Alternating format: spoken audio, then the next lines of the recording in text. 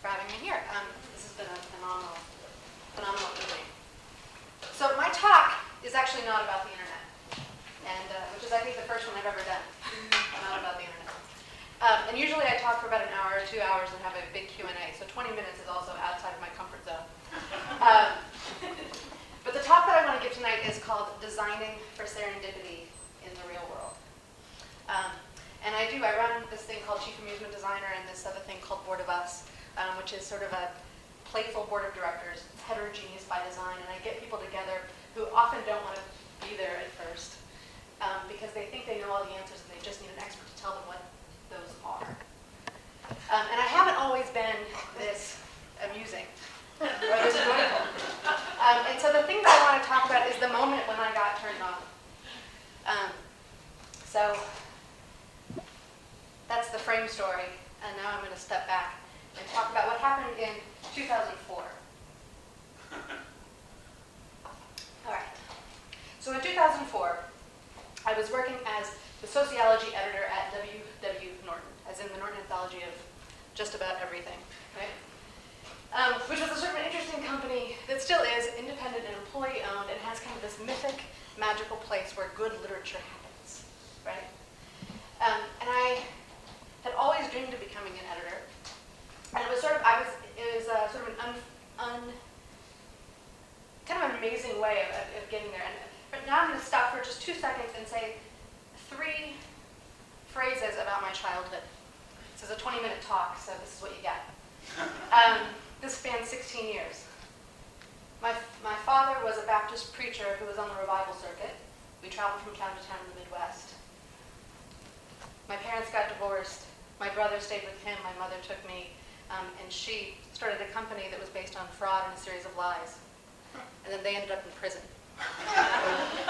So my parents were never really interested in me going to college or having kind of any education at all, partly because I was a girl, and there was really no point in it, and partly because my father believed that he not only knew that the rapture would happen, but when. And the date was August 16th, 1989, a time when I would have been 16. So when you grow up in that kind of environment, a lot of things happen actually if you grow up in that kind of environment. But one thing that happens is you lose your ability to plan for the future. Because in my worldview, I would get my driver's license and then go to heaven.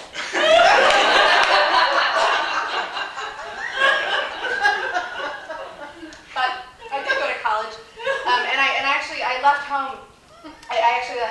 When my mom and my stepdad went to prison, I went back and lived with my real dad again, who was remarried and became a preacher again, and that lasted a few months. And then I was 16 years old, and a teacher swooped in and said, this is not okay, and I lived with her. Nobody knew.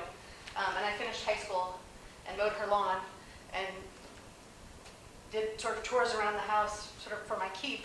And then I ended up enrolling in a Jesuit school because it was the biggest fuck you I could think of to my So I ended up getting this kind of classical education that I'm still paying for. But because I went to this Jesuit school, I actually got recruited from Norton, even though I lived in the Midwest. I lived in Kansas City and had sort of no chance, really, of kind of getting out of that environment, I thought. Okay, so now it's 2004 again. At this point, I'd worked at Norton for about 8 years. And I worked my way up. I was in sales and marketing, and so my first job title at 23 was a traveler, which was kind of cool. It was like a gypsy, right? But really, what I did is I sold textbooks on college campuses 9 months out of the year. I traveled almost 90% of the time. And I sold anthropology, astronomy, biology, chemistry, computer science, economics, English, history, music, political science, philosophy, psychology, sociology, and statistics on some years, right? And I traveled a lot. I had Kansas, Nebraska, Iowa, Missouri, South Dakota, and part of Arkansas, because whoever created that territory clearly lived in New York and had no idea. That territory is the same size as Brazil. Which is true. So, I did that for about 3.5 years, and it was a lot. It was like $1 million, but it was like all spread out. It was like I was covering all, and I did well. I did particularly well with sociology books, because sociology is about everything, and I was interested in everything. And And so they moved me to New York, and then I covered another $1 million territory. This one was Upper Manhattan, the Bronx, Westchester, Newfoundland, and Nova Scotia. At the same time that I did that, I also flew all over North America and sold just sociology books. At the end of that year, my territory went from $1 million, and these are people I didn't even know. I had no relationships. But from $1 million to 1.27, I sold $270,000 more than what was there. And they were like, wow, we're going to make you an editor, which is what everybody's dream is in publishing, is to become an editor. And I was like 28 years old. I was very young. And I said, that sounds great. And so they took away my car, and they took away my travel schedule, and they took away my laptop, and they gave me an office with a window overlooking the library on 5th Avenue and 42nd Street. And I went to work every day at 9 a.m., and I went to the same place. And I got very sad. And I did that for about 2 years. So now it's 2004. At this point, my mom had been dead for about 10 years, and my dad was in a coma. My girlfriend, who I'd moved to New York with, and I were just breaking up, so it was an 8-year-long relationship that was ending. And I had this sinking feeling that this job was also ending as well. And I had spent so much time being something other than my parents that I didn't really know who I was. So my boss asked all the editors to give an Excel spreadsheet that would sort of map out the next 5 years. And I'm not good at math at all. And I'm even worse at Excel. Forget like a pivot table, forget it. Right? So I did it. I did this. At the same time that I was also getting on a plane to go visit my father, who I really wasn't in contact with, and who also, I thought he would die like that time. And I did this 5-year plan, and at the end of that 5-year plan, the Excel spreadsheet was a number that was how much money those books that I was working on was going to make the company, and also implicitly how much I would make. And I sent it via email, flew back to New York, and went into the meeting, and my boss said, this looks great, like, imminently doable, totally ambitious, great, you know. And I was sitting there, and I was like, this is like so not my 5-year, like I am not, it doesn't feel right. And he stopped, and he's like, whoa, like what do you mean? Like you really, and I was like, it doesn't feel good, like, and I don't know what to say beyond that, and I love it here, and I can't go backwards, I don't think, but I don't know what, it just isn't it. And he was like, well, what are you going to do? And I was like, I don't know. And then he said, who should replace you? And I was like, well, Carl Bickman. There's this guy who was a junior editor down the hall. And he said, well, when do you want to be your last day? And I said, how about 2 months? Which would have been October 4th of that year. And he said, okay. And he said, will you tell Carl? I said, okay, I will. So I went down and I told Carl he had a new job. And to this day, actually, Carl and I, he's still the editor at Norton. He does amazing work, and like a lot of the books I signed, they're now developed. It's awesome. But Carl and I play Scrabble pretty regularly. Hi, Carl. And I went home, and was sort of immediately, what am I going to do? What am I going to do? And I had this realization that the more experience you have, like the fewer options you have, right? Because everybody knows kind of what you're going to do next.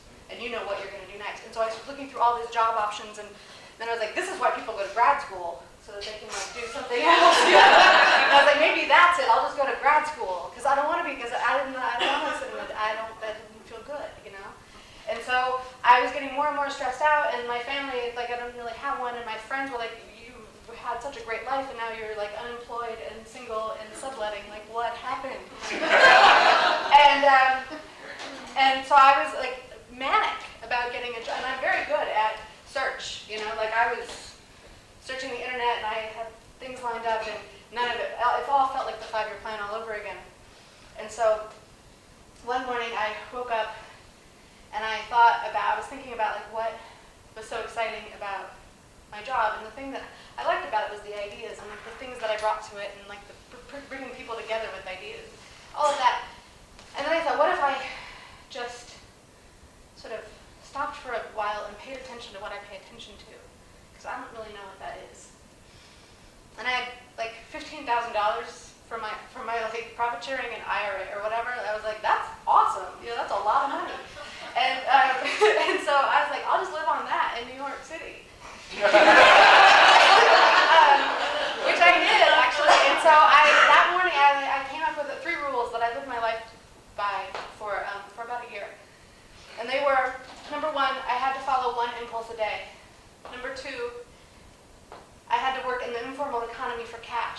meant that I had to see and meet people that I probably wouldn't meet otherwise, and I had to think differently about what work was, and I had to get closer to who I was.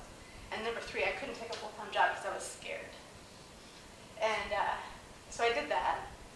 How much time do I have? Because really, what I say next really depends on that. You have 9 minutes. Oh, wow, okay. So then what I did, was I started, I completely slowed down. And I paid attention in ways that I've never paid attention at that point.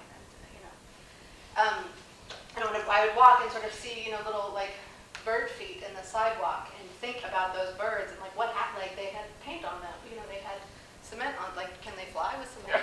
I had these kinds of thoughts more and more and more and more. And I would see somebody on the street and they were volunteer, they had, a table and no one would ever stop, and they had Women's Press Collective, and literature, and they would just sit in Park Slope, and every day they would just hang out, but have no impact on the environment. I was like, who does that? And so rather than saying who does that, and what, because New Yorkers are we're just walking, I would start asking people, talking to people, and so I started making all these relationships, and I was babysitting people's kids who used to have jobs like I had, and I'd have seen the show that they were oh, I'm gonna go see the Shakespeare. And I was like, oh, actually I saw that, and they're like, you're a babysitter, what? So there was this element of sort of everything was up for grabs again. And I was also mining my childhood and starting to really think about who I was and where I'd come from, and these cracks and fissures were opening up, and my body was also had a lot of memories that I was suppressing, and I think that's what work was for me, as a way to suppress memory and feeling. So one of the things that I was thinking about was about how my father believed that the rapture was going to come, and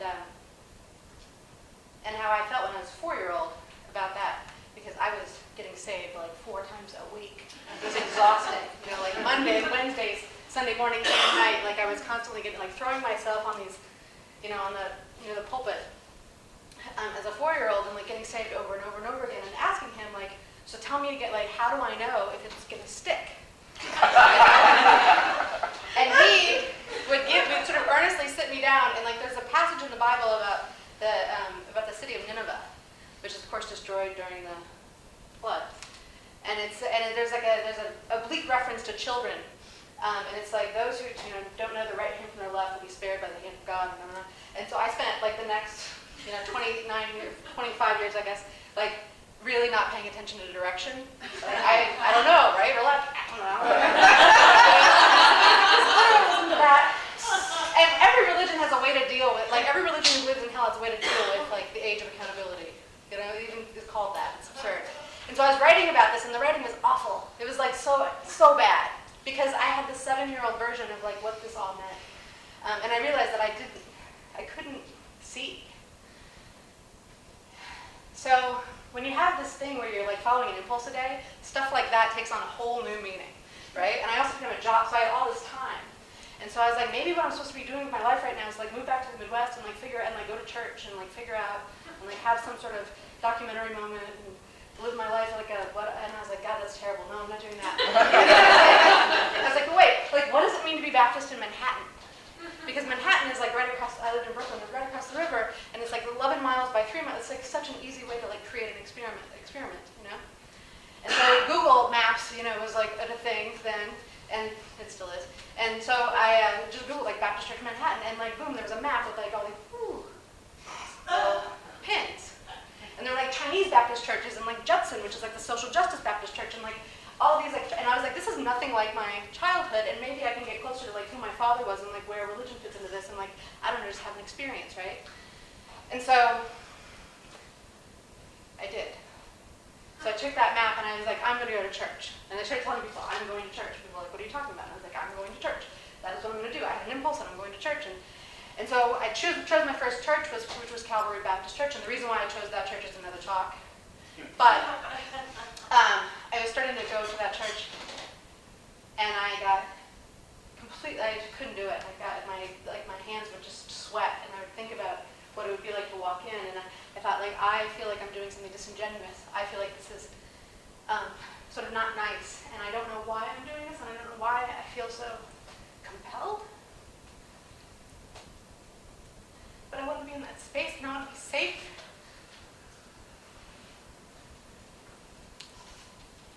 So I had an impulse to take my name and create an anagram. So I made up a name that was Melea Seward. And the S doesn't really mean anything, which still makes me laugh. And I called a friend of mine, Raven, who was a dominatrix at the time, and I said, do you have any wigs? And that you're not really using, and she was like, actually I do. And I was like, they have to be conservative, like dark like my hair, and she was like, yeah, totally, I do. This guy, secretary thing, never worked, didn't pay me, it's fine. And so I met her on 8th Avenue and 14th Street at the Banana Republic. I was actually buying like men's clothes, and she had this like wig and a Dwayne Reed drag, and I put it on, and I was like, perfect! And it really does, like if you go to my Facebook profile, it's actually in honor of this talk, it is the profile picture is me in that wig. But I started to go. And I sort of left my house and like dressed in this wig, no makeup or anything, but just this wig and sort of women's clothes, which was not sort of my usual attire. And I walked through my own neighborhood where people I had known for years lived, and nobody recognized me, even though the only thing different was my hair, really. The way I carried myself, that I had a heel on my shoe. And I recognized something about like how close change is at hand always, and yet how far it is away until we sort of slow down. And that's just one example of a lot of impulse experiments. I started calling these three-dimensional impulses. But it's now 2011, and I'm starting to write about them. And I started a company, and now I do classes and sort of help people think about designing their own lives for serendipity and for hope. And I hope you check it out. All right.